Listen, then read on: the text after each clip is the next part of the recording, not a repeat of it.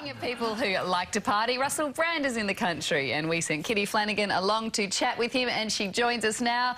Hey Kitty, what was Russ like? Oh, look, he was perfectly pleasant. The only problem in that room was me. You get 10 minutes, and in the first 2, I'd managed to bring up his dead dog. I'd inadvertently implied that his mother was a raging drunk.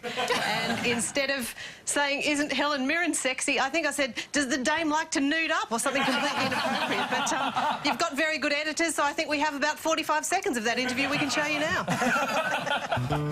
He's gone from being an English stand-up comic to a #1 worldwide box office draw. And I get the feeling that's exactly how Russell Brand likes it. That flight to Vegas left you? Since wowing audiences and critics in Forgetting Sarah Marshall, Russell has been in some huge flicks and bagged himself an equally famous wife. I sat down with him, put on my normal voice, and talked to him about playing the title character in the remake of the classic Arthur. This is what I live for! I haven't actually done this before, so I have got notes. Do what you need to do to make it right, make you are. yourself happy. It's your first one of the day. I know you're theatre trained. Favourite vocal warm-up? Me, I, self. Nice. And is that how you and Dame Helen, sorry, I don't know well enough to call her Helen. Dame Helen, I think, arrives warm. I don't know if she has a warm-up. I think she arrives at the perfect temperature. Put this on, please. I'm not putting that on.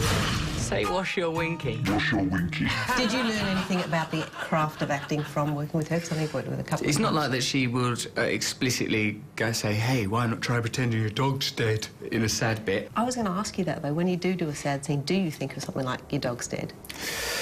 Well, my dog is dead, and it's something I've had to come to terms with over the last 20 years. And so now when I think it, I just go, shit, the dog is dead. But can you cry on cue? It's quite a skill. I saw you teared up in the film. Yeah. Can you cry on cue? Could you do it, like, just... I mean, like, to do not it. now, Kitty, because you engender such joy and vibrancy Tears of joy. in Tears me. of joy. So, tears of joy often don't emerge from the correct orifice. I'll just go to my question sheet. This is what I wanted to ask. How difficult was it improvising and ad-libbing when you don't have an immediate response from an audience? Generally, I understand what you're saying, Kitty. I prefer working, like doing stand-up, because it is so direct and immediate and rewarding. Writing a book, no one's laughing for ages. Doing a film, you can, if you wanted to, go in the cinema and watch them laugh. But the best thing is stand-up. And is that quite awkward, sitting in the cinema, waiting for people to laugh? Yeah, you can't react. Say, "Oh, no, I'll do a bit more swearing," or let's make it slightly more philosophical. This is an intelligent crowd. Drop some reference. She'll get married when I fall in love. Congratulations, you've just lost $950 million. Actually, Susan is a very special girl, isn't she? You played a lovable drunk. What sort of a drunk were you back in the day? It is a demonstrative tale. I got really, really drunk, like, at this part. I was dressed in women's clothes. Someone took me back to their apartment, was kind enough to take me back to their apartment, or flat, as we say.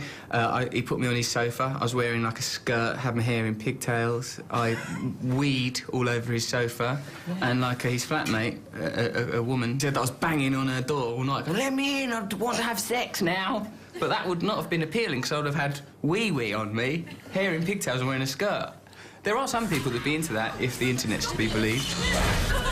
My bed is made of magnets. And finally, kids, if you want to be an actor, Russell has some advice for you. I mean, I don't sound ungrateful, because it is a good job, but, I mean, you have to wait around a lot in a caravan, sitting there for ages. Then you have to do everything loads of times. The main thing for kids watching, if you want to be an actor, do you like doing things again and again and again? Do you like sitting around in a caravan? If the answer to those questions is yes, then be an actor. Great stuff, Kitty. Now, this was your first experience being a 7 p.m. interviewer. How did you find it?